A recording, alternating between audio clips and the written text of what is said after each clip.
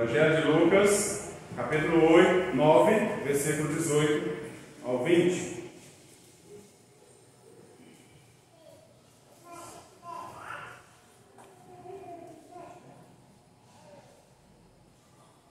Assim diz a palavra de Deus.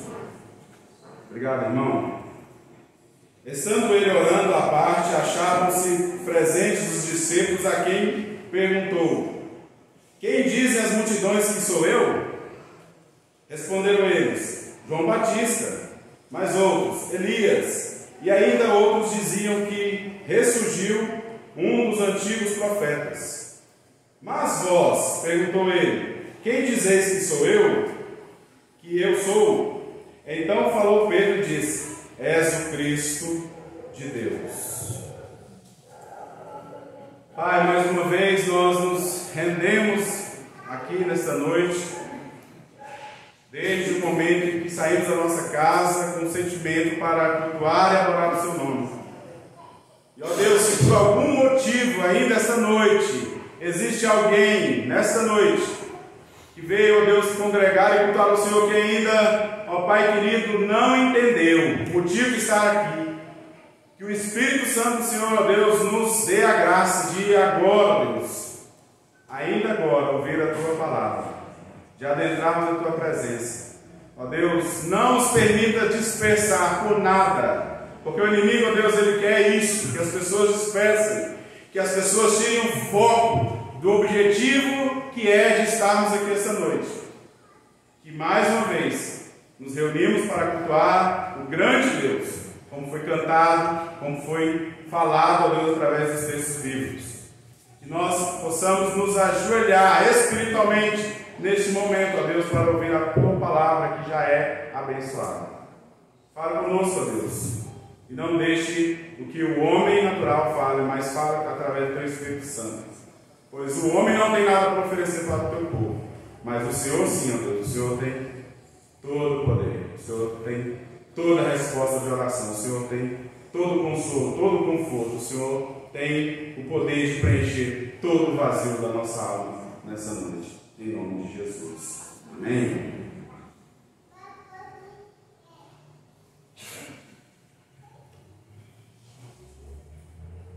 Irmãos, baseado nesse texto, vou fazer aqui uma breve dinâmicazinha, vou perguntar aqui o Zé Carlos, que ele fala assim, em breves palavras. O Zé Carlos me conhece há quanto tempo, Zé Carlos?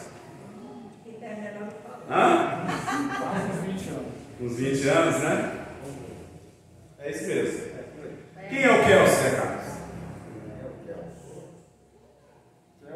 Se eu for descrever o Kelso em breves palavras, que eu sou um presbítero da igreja presbiteriana, o qual passou por alguns trabalhos onde eu conheço alguns trabalhos onde ele trabalhou, homem de Deus, servo de Deus. Obrigado. E algumas palavras, para não dar lugar muito. Amém. Em breves palavras, o Zé Carlos me definiu, né? E se eu abrisse essa pergunta para minha esposa, você acha que ela falaria mais coisas? Eu não vou abrir para ela falar quem é o Kelso, né? Não porque eu tenha medo, tá? Mas aqui, irmãos, no texto que nós lemos nessa noite, nós vemos Jesus perguntando para as pessoas: o que dizem as pessoas que eu sou? E depois ele ouviu o diagnóstico dos discípulos, dos boatos que andavam se falando. Ele pergunta: pois é, esse é a definição que o povo tem de mim. E agora vocês? Quem diz vós? O que vocês dizem de mim? Né? Jesus agora está perguntando para eles. E aí Pedro, mais sanguíneo, que é aquele cara que não aguenta, né? A hora que ele é líder, ele já... eu quero fazer igual o menino, né? Que quando quer falar, já sai, né? Querendo disputar ali. Ele fala: tu és o Cristo, o Filho de Deus. Irmãos, pensando sobre isso essa noite, né? Nós vamos meditar, não num sermão hoje expositivo, mas temático, sobre a seguinte pergunta: quem é Jesus? quem é Jesus. Baseado nesse texto, e nós vamos percorrer para encontrar a resposta a essa pergunta. Nós vamos dar uma navegada, uma viajada lá no Evangelho de João, né? Porque nós sabemos, irmãos, você e eu podemos saber tudo a respeito de uma pessoa, certo? E mesmo assim, nós não vamos conhecer pessoalmente essa pessoa.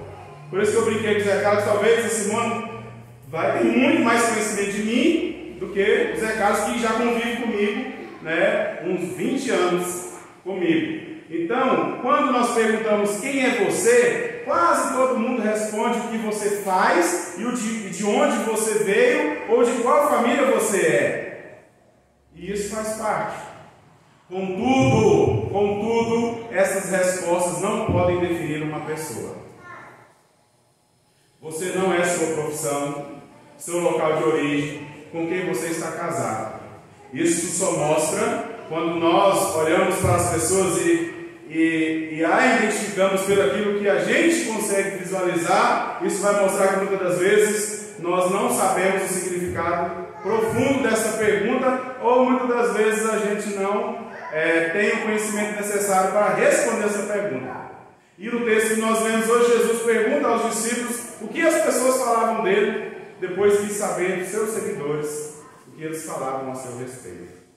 Então hoje o tema é sobre essa pergunta: você conhece Jesus? Quem é Jesus? O que me motivou, irmãos, a estudar sobre esse tema foi um dia, no ano passado, se eu não me engano, foi o ano passado que a gente estudou aquela pregação? Foi o ano passado, comecei do ano passado. Quando eu vi aquele homem definindo quem era Jesus, eu falei: eu não conheço Jesus. Eu tenho 19 anos de igreja, eu conheço Jesus que Ele me ama, eu conheço Jesus que Ele me salva, eu conheço Jesus que Ele pediu para me pregar o Evangelho, eu conheço algumas coisas de Jesus, mas se alguém fizer essa pergunta na rua e eu precisar de pregar e oferecer quem é Jesus para essa pessoa, eu me senti desafiado. Eu quero nessa noite que a igreja saia daqui conhecendo mais Jesus. Quem é Jesus? Se você for abordado hoje, alguém te perguntar quem é Jesus, o que você responderia? Ele é o meu Salvador. É o Filho de Deus. E o que mais? É Jesus.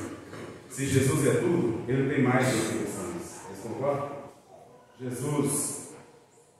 Quem é Jesus? Você conhece Jesus? Então hoje nós vamos refletir. E aí eu convido os irmãos já para deixarem as suas Bíblias abertas no Evangelho de João.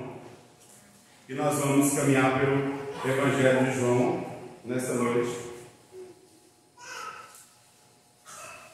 Já deixa aí em João, capítulo 1, aberto. Suas Bíblias em João, Evangelho de João, capítulo 1.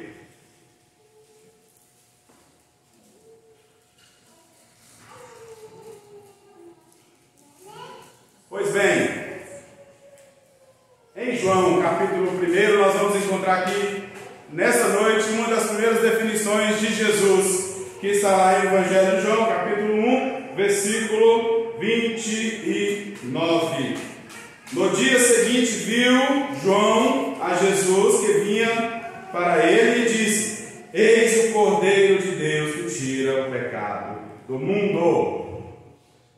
A primeira definição de quem é Jesus aqui nesse texto: Jesus é o Cordeiro de Deus que tira o pecado do mundo. João Batista, para quem aqui conhece a história, sabe muito bem que João Batista era primo de Jesus. João Batista era vizinho de Jesus, era parente de Jesus. E quando João Batista vê Jesus, ele fala: ó, meu primo! Ele fala isso?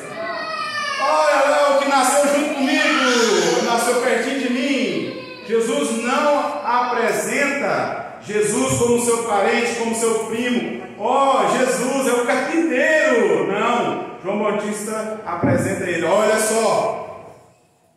João Batista está se diminuindo e falando: olha só quem está chegando, o Cordeiro de Deus que tira o pecado do mundo. Talvez ele podia falar assim: esse é meu primo. Cara, esse é meu primo. O que é seu primo? Jesus. Não, ele apresenta o Jesus, o Cordeiro de Deus.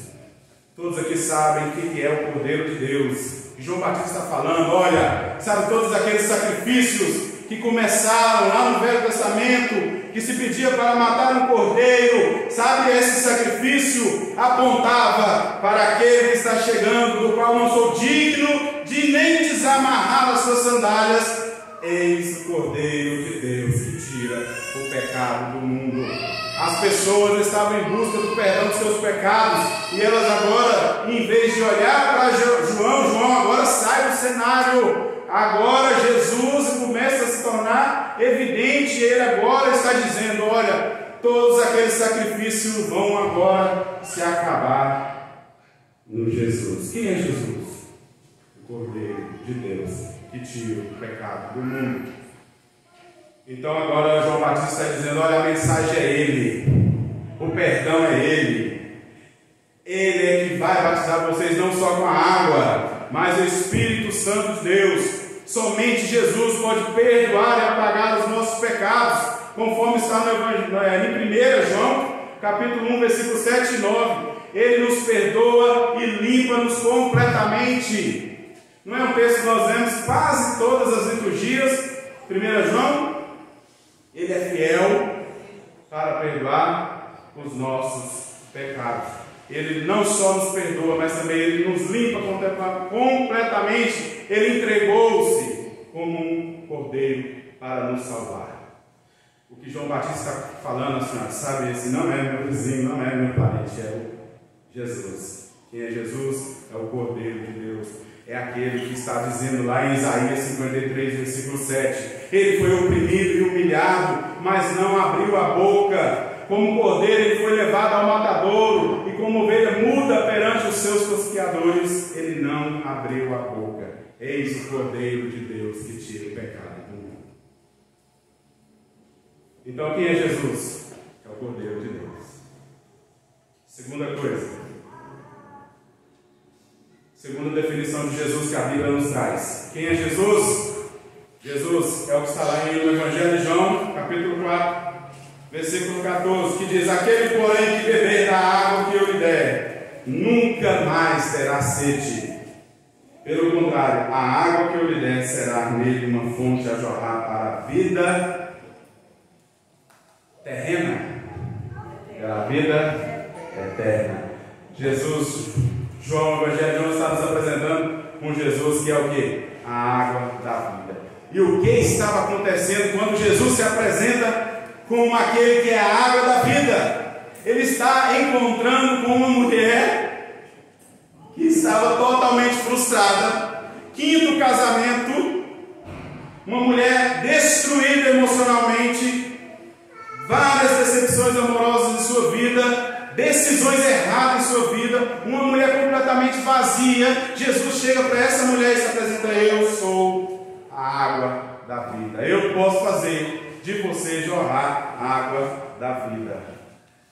Aquela mulher sofria de um vazio existencial que procurava, e ela procurava resolver a sua vida emocional, mas ela não tinha forças, porque a vida dela foi marcada por decepções, principalmente na área amorosa e sentimental. E o que Jesus pergunta para ela? Vai, chama teu marido, lá no Evangelho de João, aí, capítulo 4, versículo 16 a 18. Jesus começa a dialogar com ela. Vai lá, mulher, e chama o teu marido. E ela responde, eu não tenho marido. Jesus lhe disse, bem disseste, porque 5 maridos já tivesse, e este agora não é seu. E isso é uma verdade. Quem é Jesus, irmãos? Jesus é a água da vida. Jesus, Ele coloca vida aonde não tem vida.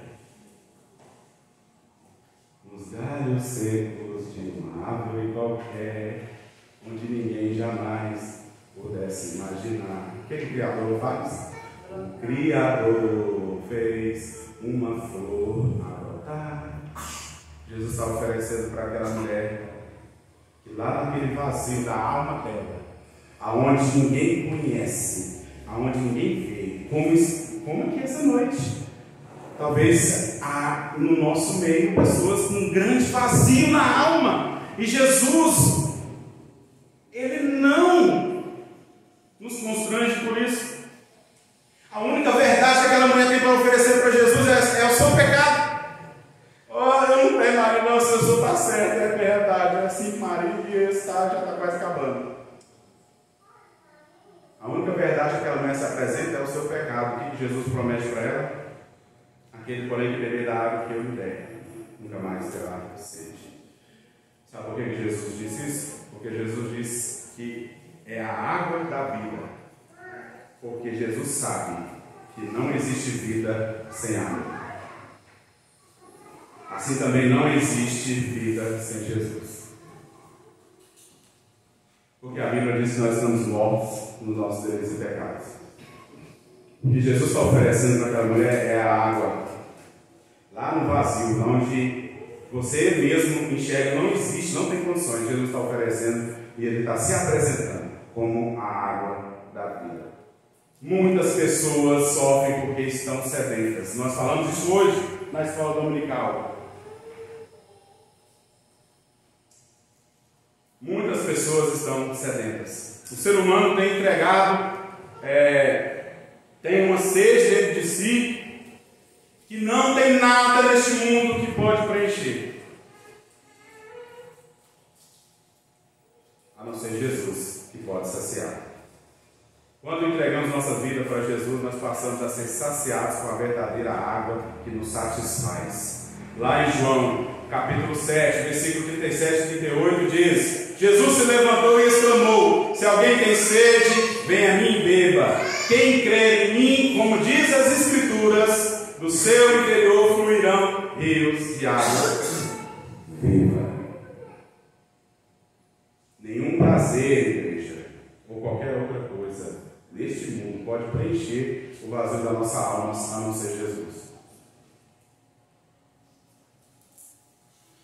Nem estar aqui essa noite, nem participar da reunião de oração, nem participar da escola dominical, se Jesus não adentrar lá no lugar de escuridão, no vazio da sua alma, não tem sentido, há vazio, porque Jesus é a água da vida. Quem é Jesus?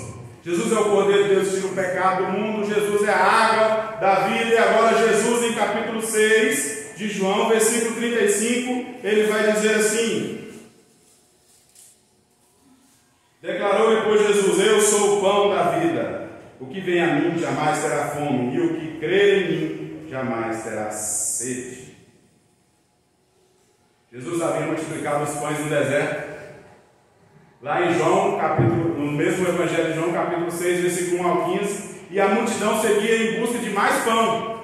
As pessoas não estavam em busca de Jesus, as pessoas estavam em busca do pão. E isso continua lá no Evangelho de João, capítulo 6, versículos 22 ao 26. Vamos ler. No dia seguinte, a multidão, no dia seguinte da multiplicação, o que aconteceu? No dia seguinte, a multidão que ficara do outro lado do mar notou que ali não havia senão um pequeno barco, que Jesus não embarcava nele com seus discípulos, tendo estes partido sós.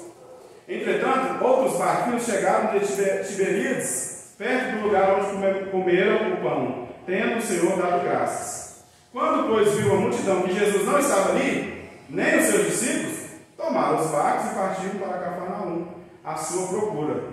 E tendo-o encontrado no outro lado do mar, lhes perguntaram: mestre, quando chegasse aqui? Respondeu-lhe Jesus: em verdade vos digo, vós me procurais, não porque viste os sinais, mas porque comeste dos pães e vos fartastes. Quem é Jesus? Ele é o pão da vida.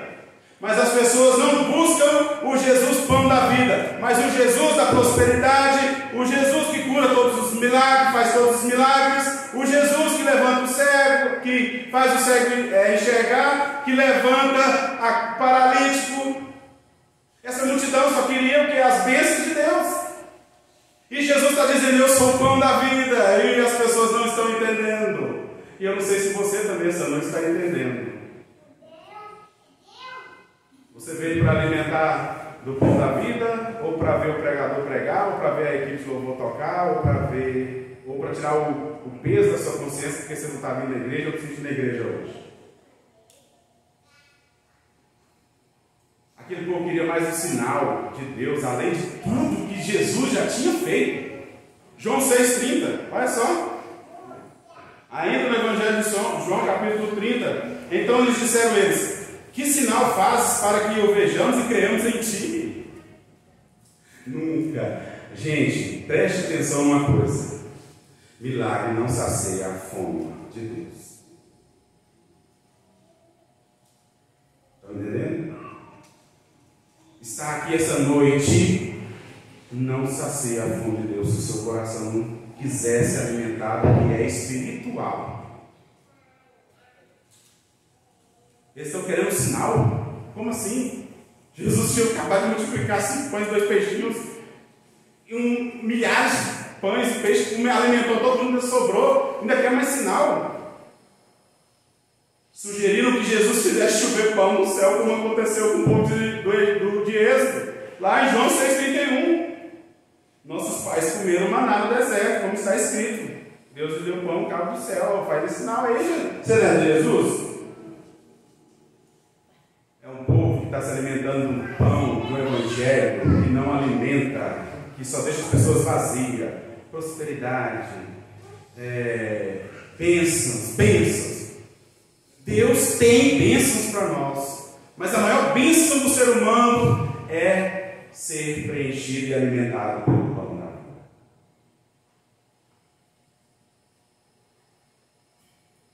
Jesus deixou claro que o verdadeiro pão vem do céu para salvar o mundo, não somente da fome, porque Jesus também nos dá o pão que alimenta a nossa carne, porque Ele se apresenta também como um Deus provedor.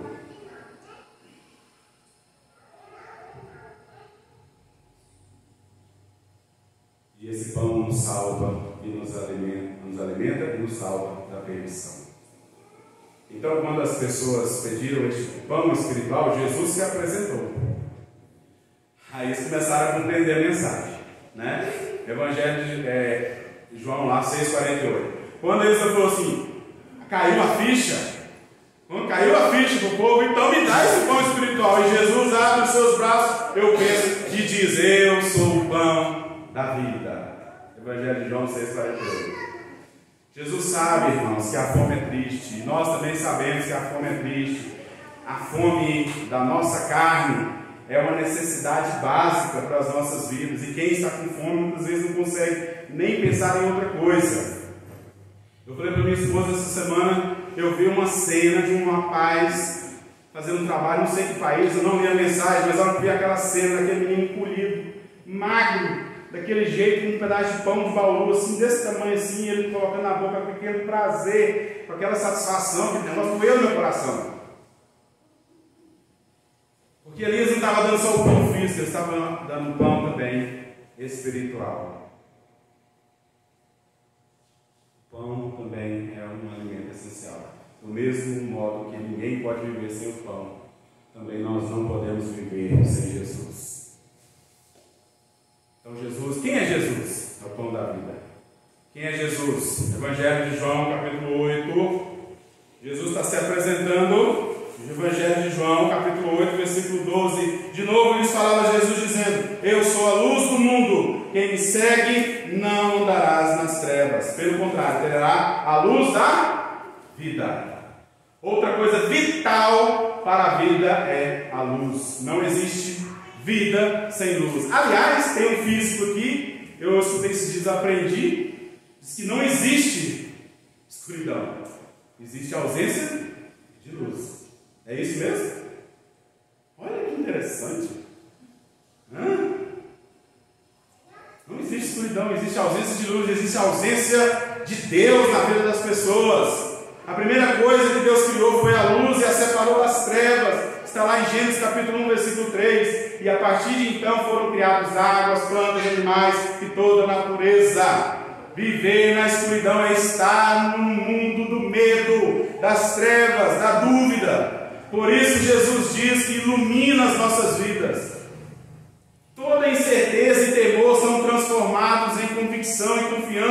quando estamos com Jesus, que também nos faz ser luz.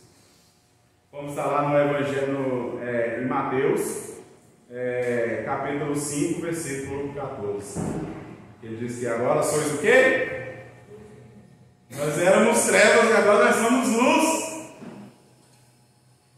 Então Jesus é a luz do mundo. Quem é Jesus? Jesus é a luz do mundo. Quem é Jesus? Evangelho de João, capítulo 10, versículo 9. Jesus mais uma vez se apresentando. Eu sou a porta. Se alguém entrar por mim, será salvo. Entrará e sairá e achará pastagem. Jesus está comparando ele com uma porta. A porta, irmãos, transmite segurança. E ao mesmo tempo liberdade para nós, não é? Você vai dormir com a porta aberta? Por que você tranca a porta? Para te dar segurança. E quando você quer sair, você fica preso porque a porta está fechada? Você abre. Ela te dá liberdade para ir e sair. Então, ou seja, a porta transmite segurança, mas também é símbolo de liberdade. Jesus falava sobre o rebanho que precisava estar num aprisco bem protegido para descansar. Mas também necessitavam de espaço e de liberdade para buscar pastagem. Então Jesus diz que é a porta porque nos protege e também nos dá liberdade. E ao declarar que nós podemos entrar e sair, significa que somos livres em sua presença. Eu e você somos livres, nós não somos escravos de nada, nós somos livres. Nós não dependemos de álcool para ser feliz, nós não dependemos de festa, como um dia eu fui preso a isso, né? Se não tivesse bebida, minha vida não prestava, não tinha alegria no final de semana. Não sou preso mais a isso. Hoje eu sou livre e é essa a proposta que Jesus quer, e é dessa forma que ele se apresenta para o seu público, e é dessa forma que ele se apresenta nessa noite. E Paulo vai dizer em 2 Coríntios, capítulo 3, versículo 7, diz: ora, o Senhor é Espírito, e onde há o Espírito do Senhor, aí há liberdade. Então, quando nós precisamos de uma oportunidade, nós pedimos o que para Deus? Abra-nos na porta, Deus.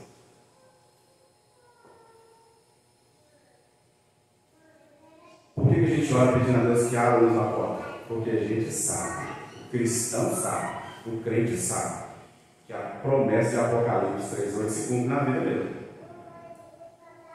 O crente sabe que a porta que Deus abre, quem fecha?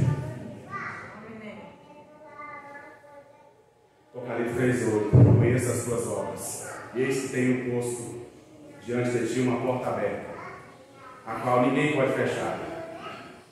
Com Jesus, igreja, nós somos livres.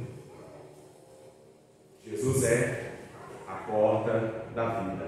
Ainda em outra passagem na Bíblia diz que a porta para o céu é, e a do mundo é. Então, caminhamos e prossigamos em entrar pela porta estreita. Qual que é a porta estreita? Jesus é a porta da vida. Evangelho de João, capítulo 10, versículo 11. Quem é Jesus? Evangelho de João, capítulo 10, versículo 11. Eu sou o bom pastor dá a vida pelas ovelhas. Continuando, o mercenário que não é pastor, a quem não pertence as ovelhas, vê vir o lobo e abandona as ovelhas e foge. Então o lobo as arrebata e dispersa. Os mercenários fogem porque é mercenário e não tem cuidado com as ovelhas. Eu sou o bom pastor, conheço as minhas ovelhas e elas me conhecem a mim. Assim como o Pai me conhece a mim, eu conheço o Pai. As pessoas na época que Jesus escreveu o Evangelho de João, eles sabiam sobre a importância de ter um rebanho. E eles sabiam que disso também dependia a subsistência de todas as famílias. Era das ovelhas que retiravam a lã para as suas vestes, o leite, a carne para o alimento, e ainda fonte de recurso. Eles comercializavam, ajudando, trazendo recursos para as suas famílias. Por isso, não dedicavam boa parte do seu tempo cuidando de rebanho. E Jesus, conhecedor dessa história, ele se apresenta: eu sou bom pastor. Jesus mostra que assim como as pessoas cuidavam de ovelhas, assim também Jesus cuida de cada um de nós e nos conhece pessoalmente como um pastor que sabe diferenciar cada ovelha. É maravilhoso isso. Zé Castro falou quem eu sou, minha mulher me conhece, mas Jesus me conhece melhor. Jesus conhece você melhor que qualquer outra pessoa aqui na face da terra, melhor que a sua mãe, melhor que o seu pai.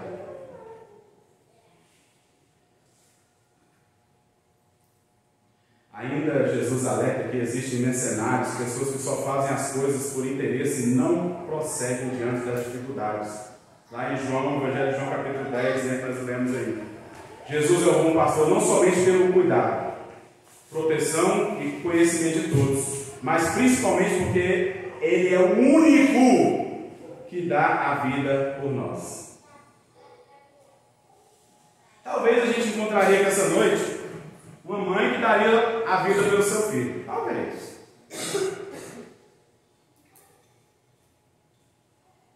Mas Jesus deu a sua vida para todos. Os bonzinhos, os mauzinhos, os ruins, os legalzinhos, os santos, os pecadores. Para uma mulher que tinha 5 maridos. E Jesus se apresenta para ela como uma solução para o seu problema que ela não dava conta de resolver. Jesus é o bom pastor. Ele é o único que dá a sua vida por nós. Ao contrário das ovelhas que dão sua vida pelos seus proprietários, Jesus é quem se entrega por nós, quem se entregou por nós. Então Jesus é o bom pastor. Outra coisa, quem é Jesus? Jesus é a ressurreição. Evangelho de João, capítulo 11, versículo 25. Disse-lhe Jesus: eu sou a ressurreição e a vida. Quem crê em mim, ainda que morra, viverá. E todo o que vive e crê em mim não morrerá eternamente. O versículo termina com uma pergunta: crês isso? Quem é Jesus? Jesus é a ressurreição da vida. Lázaro havia morrido e todos achavam que Jesus chegou tarde demais.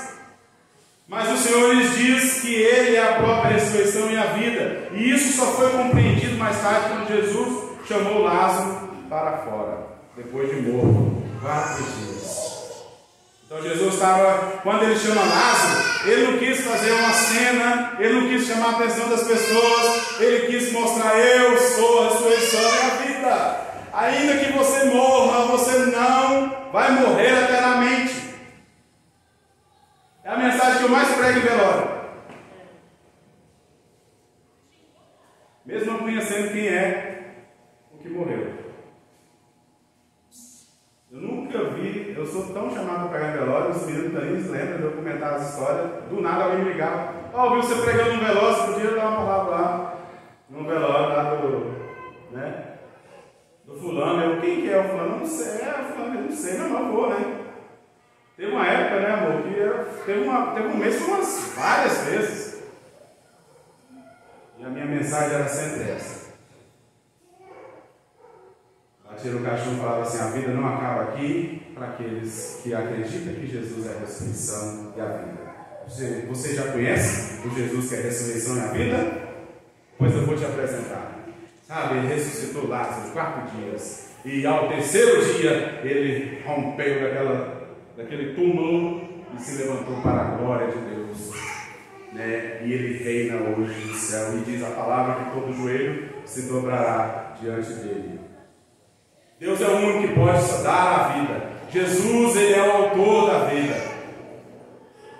Diz a palavra de Deus em Atos 3,15: Desastes, matastes o autor da vida, a quem Deus ressuscitou dentre os mortos, do que nós somos testemunha. Jesus mostra que não há limites para o seu poder e que Ele venceu a própria morte. Conforme está lá em 1 Coríntios, capítulo 15, versículos 54 e 55. Por isso nós podemos viver através de Jesus, conforme está em Gálatas, capítulo 2, versículo 20, que diz: logo, já não sou eu quem vive, mas Cristo vive em mim. E esse viver que agora tenho na carne, não estamos falando muito na escola dominical sobre carne, Esse viver é o que está em Gálatas 2,20 agora. E esse viver que agora tenho na carne, vivo pela fé no Filho de Deus, que me amou e a si mesmo se entregou por mim. Então, irmãos, Jesus é... Quem é Jesus? Jesus é a ressurreição da vida. Para Deus a morte não é o fim.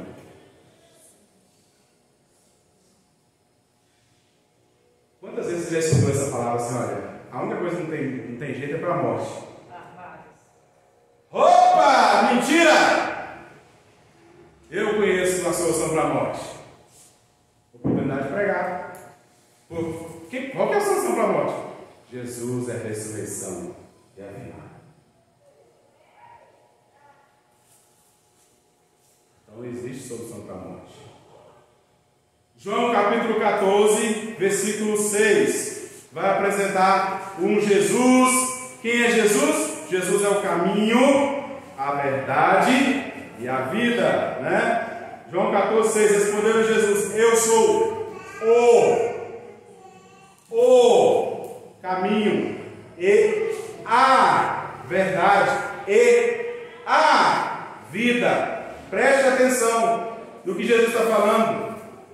Quando Jesus estava orientando seus discípulos sobre a sua morte e ascensão, ele deixou claro que ele lhes prepararia o caminho por onde andasse e que nunca eles estariam sozinhos.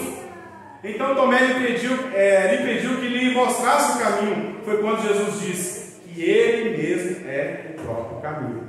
Eu sou o caminho. Irmãos, muitas religiões apontam caminhos diferentes, mas não há caminhos diferentes. Certa vez eu escutei no velório uma pessoa falando que todas as religiões levam a Deus, levam a Jesus. Mentira do diabo, porque Jesus diz: eu sou o caminho. Jesus então deixou claro, e Timóteo vai reafirmar isso em 1 Timóteo capítulo 2, versículo 5, quando ele diz: porquanto há só um Deus e um só mediador entre Deus e os homens, Cristo Jesus. Somente através de Jesus podemos chegar até Deus. Também não aponta um caminho externo que a pessoa trilha sozinha. Tem muitas pessoas que falam: eu vou chegar até Jesus, eu não preciso de ninguém, eu não preciso de igreja, eu não preciso. Ninguém trilha sozinho o caminho até Jesus. Se fosse Jesus, não tinha escolhido um discípulo. Para que 12? Jesus se apresenta aqui nesse contexto como o caminho, a verdade e a vida. Se você não sabe hoje, irmãos, para onde ir, Jesus é o caminho. Se você tiver dúvidas na sua vida, Jesus é a verdade. Se você tem medo, Jesus é a vida. A direção certa é Jesus. João capítulo 15, versículo 5 vai dizer: eu sou a videira, vós os ramos. Quem permanece em mim e eu nele, esse dá muito fruto, porque sem mim nada podeis fazer. Quem é Jesus? Jesus é a videira verdadeira. A vide ou parreira de uvas era muito cultivada no tempo bíblico, devido ao clima árido e à escassez de água. Então o suco de uva ou vinho era essencial naquele contexto de vida que eles viviam. Poderiam se armazenar o vinho e carregar em viagens pelo deserto como fonte de hidratação segura. E o vinho também era símbolo de alegria e prazer, como nós vemos em várias festas do povo de Deus.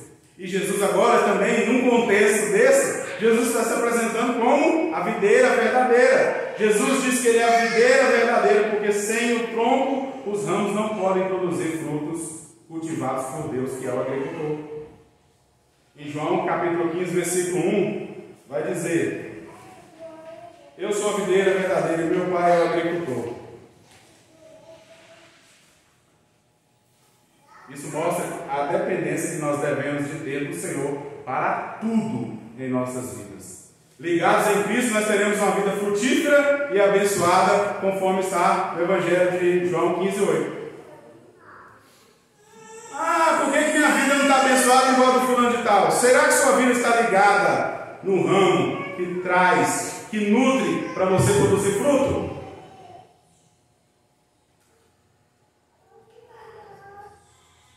Jesus é a videira.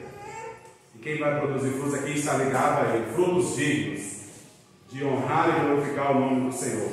E por último, o Senhor se apresenta como no Evangelho de João, capítulo 8, versículo 58. Evangelho de João, capítulo 8, versículo 58. Que diz assim: respondeu Jesus, em verdade, eu vos digo, antes que Abraão existisse, eu sou. Rapaz, essa fala aqui foi tensa. Depois dessa fala, tinha uma galera querendo apedrejar Jesus, porque ele estava falando, eu sou Deus. E Ele é Deus. Ele é o grande eu sou. Quando Moisés perguntou a Deus qual seria o seu nome, o Senhor lhe deu um nome e diz, eu sou. Mostrando que a sua eternidade e poder absoluto. Jesus reivindicou ser o mesmo Deus que se revelou a Moisés. E por isso as pessoas queriam matá-lo. A Bíblia diz que o Filho Jesus Cristo, Ele é o verdadeiro Deus, conforme está lá em João, 1 João 5,20, que diz assim, também sabemos que o Filho de Deus é vindo e nos tem dado entendimento para reconhecermos o verdadeiro, e estamos no verdadeiro em seu Filho, Jesus Cristo. Então não há dúvidas, irmãos, sobre a divindade de Cristo. Enquanto nós apenas existimos temporariamente, Deus é infinito, imutável e todo-poderoso. O nome de Deus, eu sou, muitas das vezes está associado aos seus atributos divinos. Eu gostaria de terminar essa noite. Está no jeito aí, Mateus? Antes do Mateus colocar o vídeo, gostaria de dizer mais ainda, que em Apocalipse, vocês estão achando que é muita coisa de Jesus que eu falei hoje? Tem mais coisa? Ainda em Apocalipse, Jesus se revela como o Alfa e o Ômega, o primeiro e o último, o princípio e o fim, mostrando a sua eternidade e seu poder. Jesus diz que Ele é o grande eu sou, porque realmente Ele é tudo. Jesus é o Jeová Rafá, porque Ele cura. Jesus é o Jeová Jireh, porque Ele provê e sustenta. Jesus é o Jeová Shalom, porque nos dá a paz. Jesus é o Jeová Tsidkenu, que nos perdoa e nos justifica, e Jesus também é o Jeová Nissi, porque é a nossa bandeira da vitória. E aí eu digo que eu vim esse finalzinho só, né? Eu vou pôr só o finalzinho dessa mensagem para vocês. Eu falei, eu não conheço Jesus, eu preciso conhecer Jesus, porque eu não posso oferecer um Jesus que eu não conheço. Vocês concordam? Põe aí, Mateus.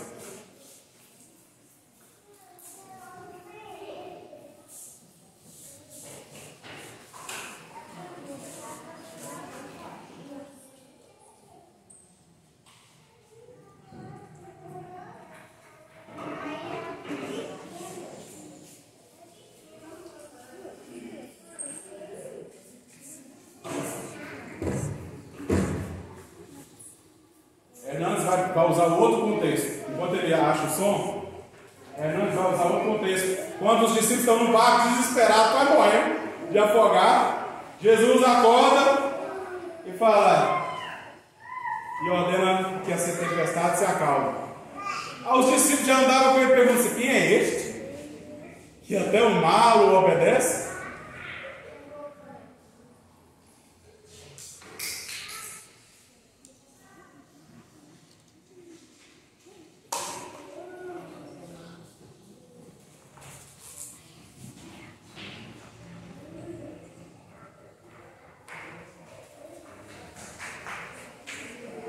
Pega a caixinha lá que se não funcionava, pelo menos ouviram só. Dá a caixinha aí, Bia. Nós temos um plano B. Gosto de andar prevenido. Foi atrás da caixa, chegou. Chegou?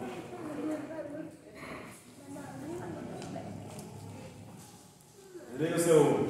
Desliga aí, Bia. O novo mar do barco da luz. Já veio cheio d'água. Os discípulos todos olhados, os olhos quase que estupefatos. Agora não é mais o medo da morte, agora é a admiração, o encantamento com a grandeza de Jesus. Eles já conheciam Jesus, mas a tempestade levou-os a um nível mais profundo do conhecimento de Jesus.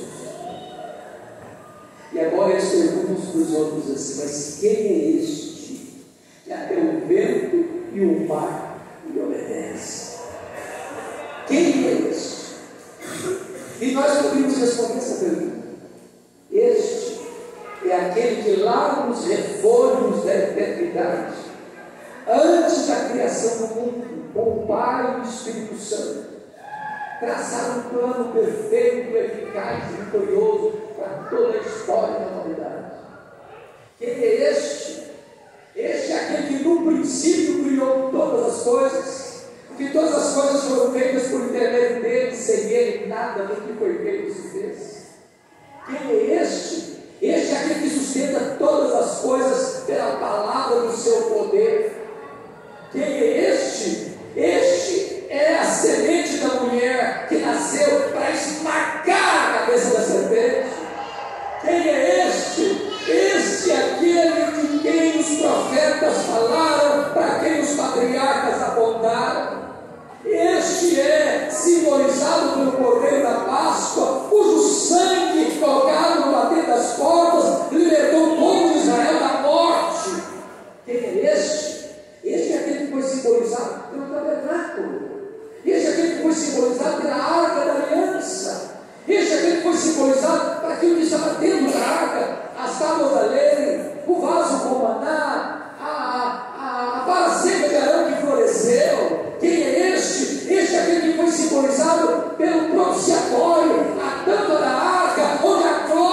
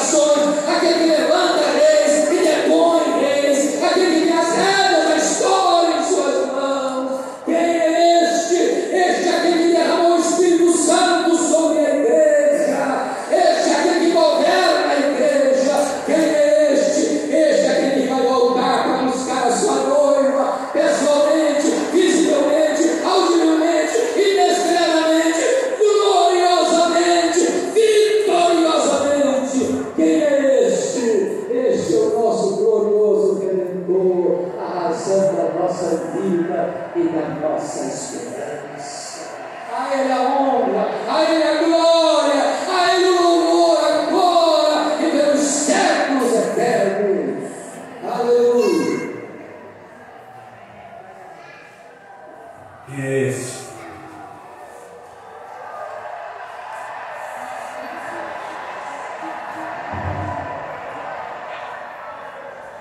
Eu termino dizendo que Jesus é amor, mas com a linguagem bíblica, não com a que o mundo veio. Hoje a gente escuta pessoas, a única definição das pessoas que não conhecem Jesus, que sabem dele, é que ele é amor, mas o amor com a linguagem errada. O amor de Jesus não renega a sua palavra. Jesus ama o pecador, mas não ama o pecado. E as pessoas estão pecando dizendo que Jesus a ama. Jesus não renegou sua palavra. Tudo que está condenado aqui, mesmo ele amando, se não houver arrependimento, mesmo sendo Jesus de amor, ele condenará aquele. Aliás, nós não vamos ser condenados pelos nossos pecados, nós vamos ser condenados pela recurso da graça de Deus.